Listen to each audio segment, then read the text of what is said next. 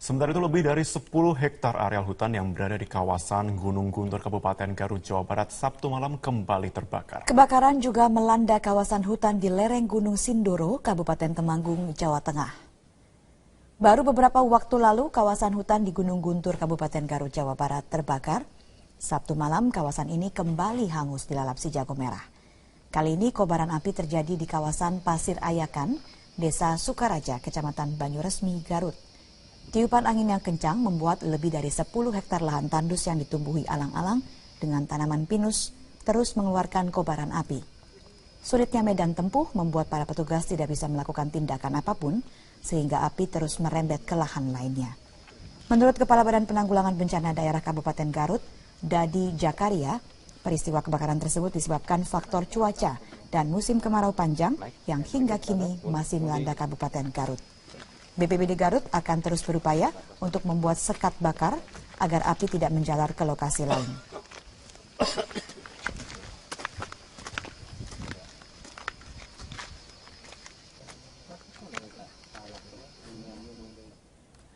Sementara kebakaran yang melanda kawasan hutan di lereng Gunung Sindoro, Kabupaten Temanggung, Jawa Tengah, belum ada upaya pemadaman. Sedikitnya terlihat 15 titik api membakar puluhan kawasan hutan perhutani di petak 10B Desa Kuadungan, Gunung Kecamatan Kledung, Kabupaten Temanggung, Jawa Tengah. Kencangnya tiupan angin dan keringnya tanaman karena musim kemarau membuat kobaran api terus membakar tanaman yang ada di bawahnya. Saat ini petugas perhutani yang berada di lereng Gunung Sindoro masih dalam perjalanan menuju lokasi yang terbakar.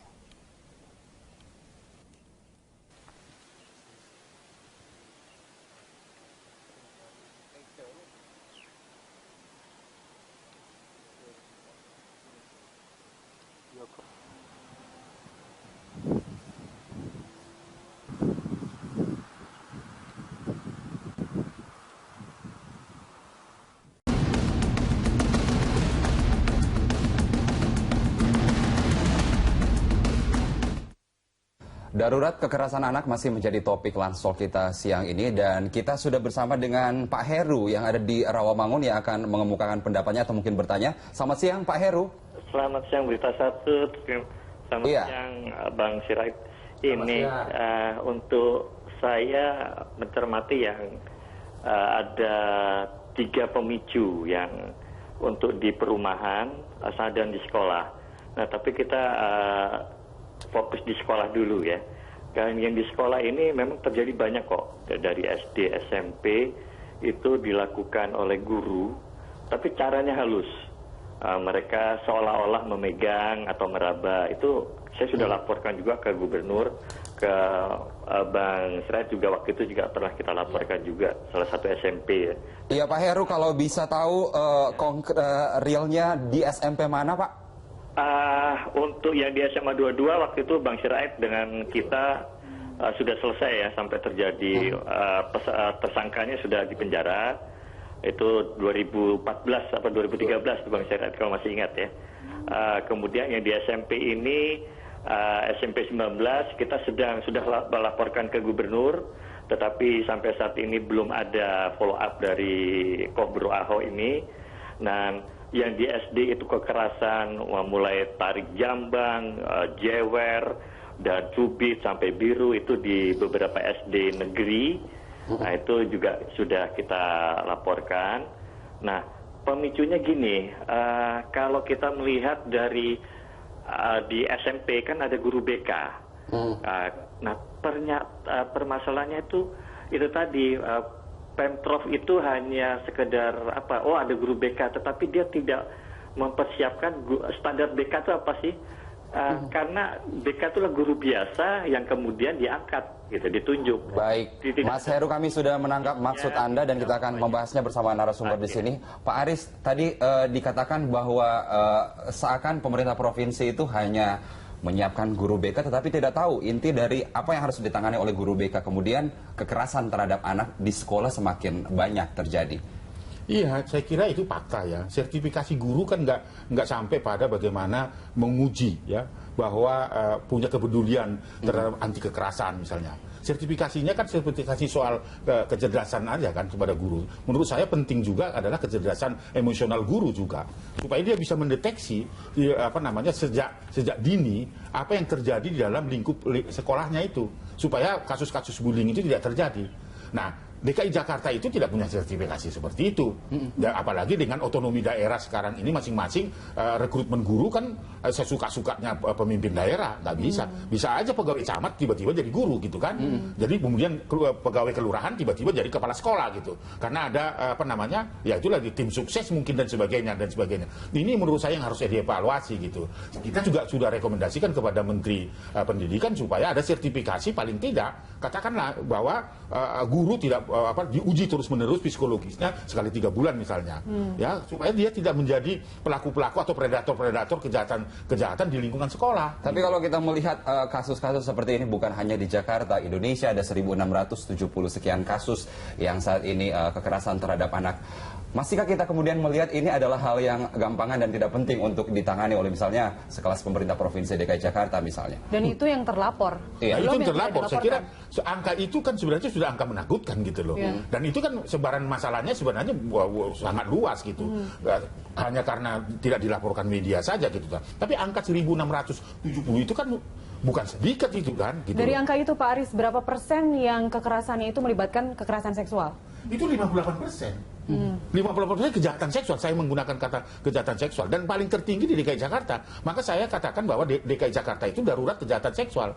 Nah, terjadi seperti apa yang terjadi yang dirasakan oleh adik kita PNF ini kan, itu kan sangat biadab. Dia sudah mengalami kejahatan seksual, dibunuh, disiksa, dimasukkan dalam kardus. Ini kan sebuah kejadian yang sangat amat luar biasa. Tapi kita ingin tahu kalau Pak Aris dan pihak terkait pernah bertemu misalnya dengan pemerintah Provinsi DKI Jakarta, seperti apa sebenarnya sih tanggapan atau respon dari Pemprov DKI dalam hal ini? Biasalah responnya peduli dengan, bahkan bilang kagum sekali dengan Komnas Perlindungan Anak, kagum sekali dengan para pegiat-pegiat perlindungan anak. Tetapi konkretnya apa? Kita bisa, ini tantangan loh. DKI Jakarta baru tanggal 23 Juli bersamaan dengan Hari Anak Nasional, Bapak Presiden Republik Indonesia yang terhormat itu sudah menetapkan DKI Jakarta itu ramah anak, memberikan penghargaan itu.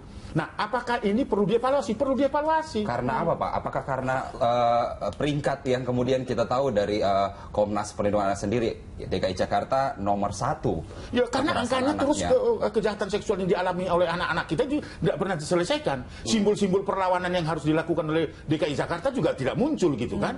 Siapa yang merespon kasus ini coba? Fenomena apa nih Mbak Anggi? Di kota besar, di Jakarta, kekerasan atau kejahatan seksual itu banyak dan marak terjadi. Iya, mungkin sebelumnya saya tertarik ya tadi untuk menambahkan sedikit mengenai peran pemerintah dalam hal ini gitu. Saya melihatnya ini masalah paradigma ya gitu. Masalah paradigma itu begini. Dalam disertasi saya sudah menuliskan gitu ya, bahwa paradigma tentang kejahatan ini masih kita delegasikan kepada aparat kepolisian saja gitu. Artinya pemerintah ini kurang peka, kurang sensitif terhadap masalah kejahatan, kriminalitas gitu, baik dari mulai deteksinya sampai pada pencegahannya.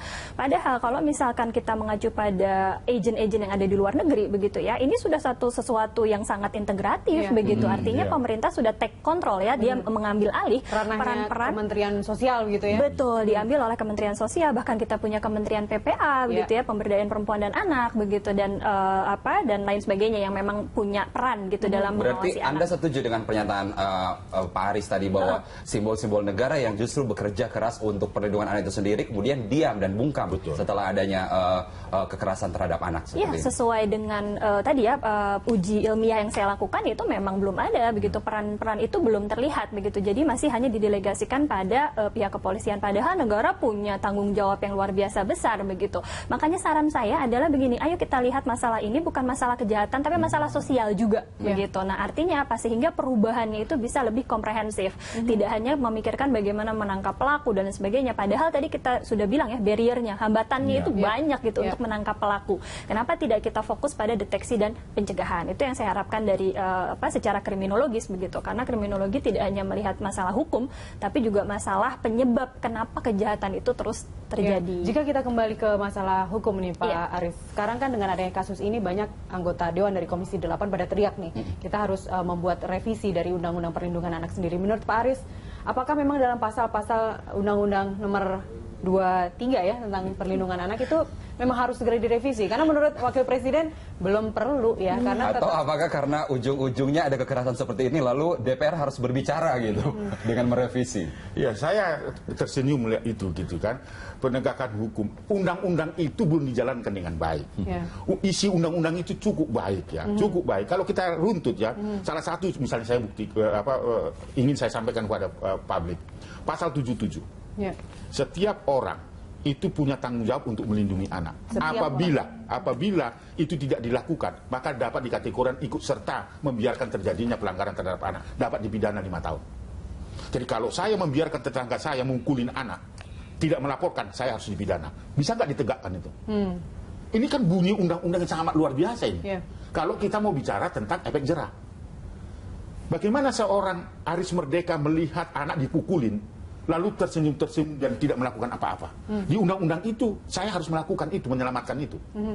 Apabila saya tidak melakukan itu, maka saya dapat dikatakan ikut serta mendukung terjadinya pelanggaran itu. Maka saya dapat dipidana. Dalam hal ini bukan Pak Aris ya, maksudnya bukan dari Komnas Perlindungan Anak. Orang lain yang melihat pun juga bisa. Iya, artinya itu. Saya mencontohkan itu. Masyarakat umum, setiap orang gitu. Setiap orang yang melihat terjadinya pelanggaran hak anak, itu bunyinya ya. Setiap orang yang melihat terjadinya pelanggaran hak anak, kalau tidak melakukan pertolongan terhadap anak yang mengalami kekerasan atau kejahatan itu, maka saya dapat dikategorikan ikut serta mendukung terjadinya pelanggaran itu. Dan itu belum dilakukan. Dan itu belum dilaksanakan. Jadi kalau DPR mau mengatakan bahwa ya harus diubah, belum dilaksanakan kok. Kasus Angelin misalnya ya, gurunya itu tahu bahwa anak ini sudah dipukulin dan sudah menderita, tapi dia tidak punya kemampuan untuk menolong itu.